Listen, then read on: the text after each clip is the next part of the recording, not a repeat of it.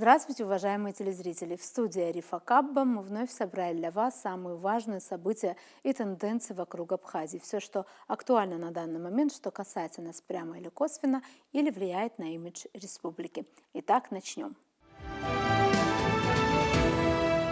На прошлой неделе представитель Торгово-промышленной палаты Республики Абхазия в Германии Вольфганг Мацке встретился с политиками, журналистами и бизнесменами из Берлина, Бранденбурга, Саксонии и Мекленбурга. Мероприятие прошло в голландском квартале в центре Потсдама. Мацке проинформировал собравшихся об инвестиционном потенциале Абхазии. При этом он сосредоточил внимание участников встречи на предстоящем запуске Сухумского аэропорта, рассказал о бурно развивающейся на сегодняшний день строительной отрасли в Абхазии, об открытии курортного сезона и проектах в скором времени, реализуемых при участии российских инвестиций. По традиции мероприятие включало в себя фуршет, на котором гости имели возможность познакомиться и попробовать абхазские напитки. Присутствовавшие на мероприятии гости с большим интересом восприняли представленную представителям ТПП информацию. Многие из них ранее уже бывали в Абхазии в составе делегаций, сформированных Вольфгангом Мацке. Поддержать представителя Абхазской палаты пришла полномочный представитель МИД Республики Абхазия в ФРГ Хибла Амичба. Сегодня у нас появилась возможность побеседовать с господином Мацке лично, чтобы узнать о подробностях этого мероприятия. Предлагаем вам интервью с ним. Здравствуйте, господин Мацке. Спасибо вам за эту возможность задать вам вопросы и получить ответы. И первый вопрос наш будет о событии, которое вы организовали в Потсдаме в Германии. Что было вашей основной целью?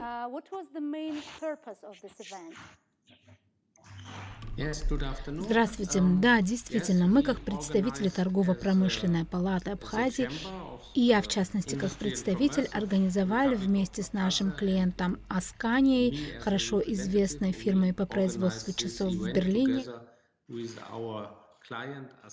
Они, знаете, они дали нам возможность провести эту встречу в их новом шоуруме в голландском квартале в Потсдаме. Мы, конечно, воспользовались этим и пригласили заинтересованных бизнесменов, клиентов Аскани и еще наших клиентов нашей юридической фирмы, и мы хотели рассказать им там об Абхазии.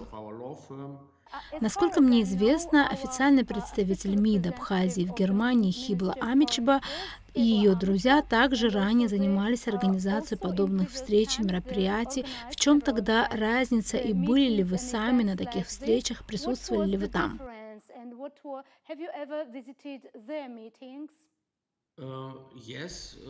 Да, конечно, я бывал на этих встречах. Мы также организовывали мероприятия вместе. Например, в прошлом году у нас был вечер, посвященный абхазской национальной кухне.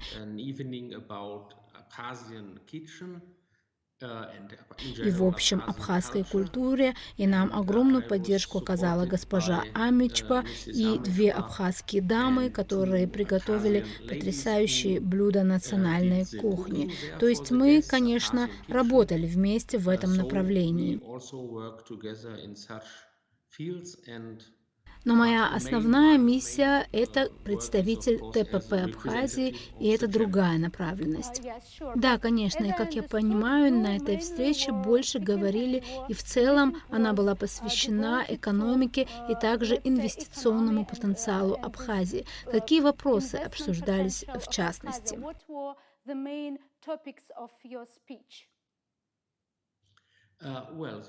Что касается этой встречи и самого главного на ней, знаете ли, нам было важно дать общее представление о том, что такое Республика Абхазия, потому что не все бизнесмены из Германии очень уж хорошо осведомлены об этом. Поэтому мы дали основную информацию о местонахождении, о текущей ситуации, о возможностях инвестировать в некоторые сферы экономики Абхазии. Например, в туристическую отрасль или в здравоохранение. И, как я уже сказал, мы начали там с самых азов. потому что бизнес-сообществу здесь нужно хотя бы понимать, что такое Абхазия, понимать, какова там ситуация, какие есть возможности посещения, приезда, или есть какие-то ограничения, а может быть их нет. То есть мы дали такую основную информацию, но и некоторые определенные детали, если кто-то проявлял заинтересованность в этом, мы, конечно, и узкоспецифичную информацию давали. Конечно, большинство бизнесменов решили для начала получить общее представление о стране, чтобы потом возможно было посетить Абхазию, чтобы увидеть все своими глазами, исследовать возможности места и бизнеса.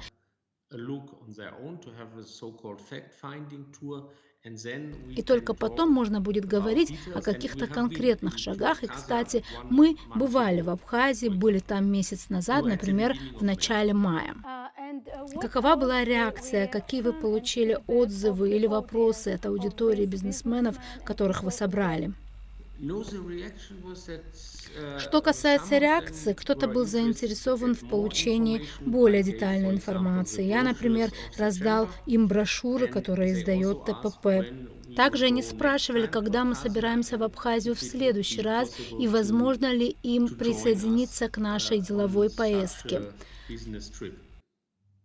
А еще вы сказали, что примерно месяц назад вы были тут с группой людей, бизнесменов. Какова была ваша повестка тут, чем вы тут занимались, какие были встречи? Могли бы вы немного об этом рассказать?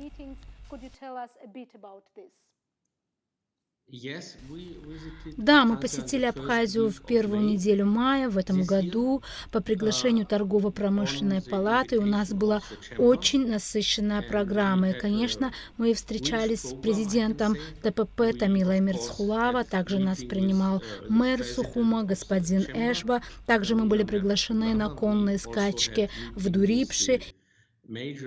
То есть у нас было очень много различных встреч. Также одна из представительниц нашей делегации была журналистка госпожа Шмидт, которая по результатам нашей поездки после нее сделала публикацию о своем личном опыте пребывания в Абхазии, о своих личных впечатлениях.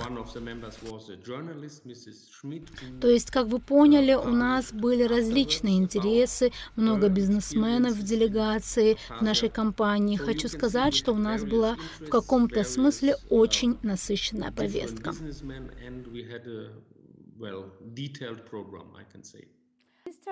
И все же, господин Мацке, как вы считаете, все эти усилия, они больше для того, чтобы информировать ваше бизнес-сообщество об Абхазии, или все же есть реальные перспективы сотрудничества и кооперации? Что вы лично думаете по этому поводу? Ну, знаете, у нас есть очень конкретные программы, которые мы детально обсуждали. Но, с другой стороны, это и общий такой интерес к стране, к Абхазии. И мы должны понять, какие все же проекты нужно предлагать потенциальным инвесторам. То есть одновременно мы пытаемся достичь тут разных важных результатов и целей.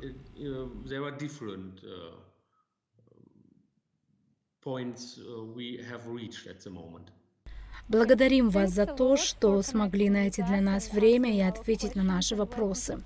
Ждем вас в Абхазии снова. Благодарю вас тоже и хотел бы также сказать, что приезжать в Абхазию для нас большое удовольствие, и это не только мое мнение, но так посчитали все члены делегации, и нам очень понравились встречи там и вся организация.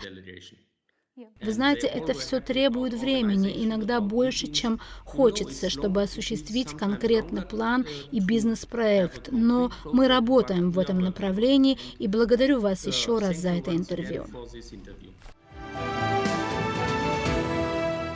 К другим темам. Премьер-министр Армении Никол Пашинян играет с огнем, противостоя России, так как ни США, ни Франция не являются странами Южного Кавказа. Таким мнением поделилась бывший генеральный консул Турции в Лос-Анджелесе Гюльру Гизер в своей статье под названием «Сужается ли окно возможностей для мира на Южном Кавказе?». Она привлекла внимание к тому, что Россия, возможно, и устала от конфликта на Украине, но не отказалась от своих интересов на Кавказе. Россия Россия не хочет сближения Армении с Западом, развития ее отношений с Евросоюзом и НАТО. Россия неоднократно заявляла, что поддерживает окончательное мирное соглашение между двумя странами – Арменией и Азербайджаном, но не очень хочет видеть власти, сближающегося с Западом Пашиняна. Конец цитаты. По мнению турецкого дипломата, если США, Франция и некоторые западные страны искренне настроены на постоянный мир на Южном Кавказе, им следует в первую очередь повлиять на армянскую диаспору в своих странах. Армению нельзя использовать как карту против России. Также следует поощрять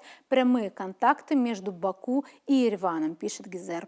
Ранее в армянском экспертном сообществе выразили уверенность в том, что проамериканская Армения, цитата, «не выживет в Закавказье». Реалии таковы, что на данный момент единственным проамериканским государством на Южном Кавказе является Армения, уверен армянский политолог Грант Микаэлян. Грузия пытается установить основные связи с Китаем, Азербайджан с Турцией, а сама Турция постепенно движется к БРИКС. При этом Иран остается настроенным крайне антиамерикански, как и Россия. Такой региональный расклад в интервью с изданием «Панорама» представил Микаэлян. Смогут ли Соединенные Штаты усилить свое влияние в регионе через Армению, задается вопросом аналитик, обращая внимание на то, что у каждого здравомыслящего человека возникает ощущение, что это нереально, невозможно и не будет сделано. Во-первых, Америка не будет тратить зря эти усилия, они вполне могут превратить Армению в новую Украину, считает эксперт, но поскольку Армения по размеру равна одному региону Украины, все это продлится недолго, уверен он. Поэтому мы должны осознавать свою историческую ответственность в этих геополитических играх. И какова будет цена этих маневров для Армении, ясно, снова разрушение государства, полагает эксперт. По словам Микаэляна, премьер-министр Пашинян опасается, что весь процесс, который он осуществил за счет как геополитического разворота Армении, так и сдачи Нагорного Карабаха, провалится. В любом случае, проамериканская Армения не выживет в этом регионе, потому что это нереально, констатирует собеседник издания. В опубликованном накануне интервью «Комсомольской правде» замминистра иностранных дел России Михаил Галузин отметил, что Россия искренне дорожит связями с Арменией, старается выстраивать их во взаимоуважительном и взаимовыгодном ключе. Запад, напротив, рассматривает республику утилитарно в качестве одного из инструментов гибридной войны и других стран Южного Кавказа, указал высокопоставленный дипломат. На этом у нас сегодня все. Будем продолжать держать руку на пульсе событий. До новых встреч в эфире.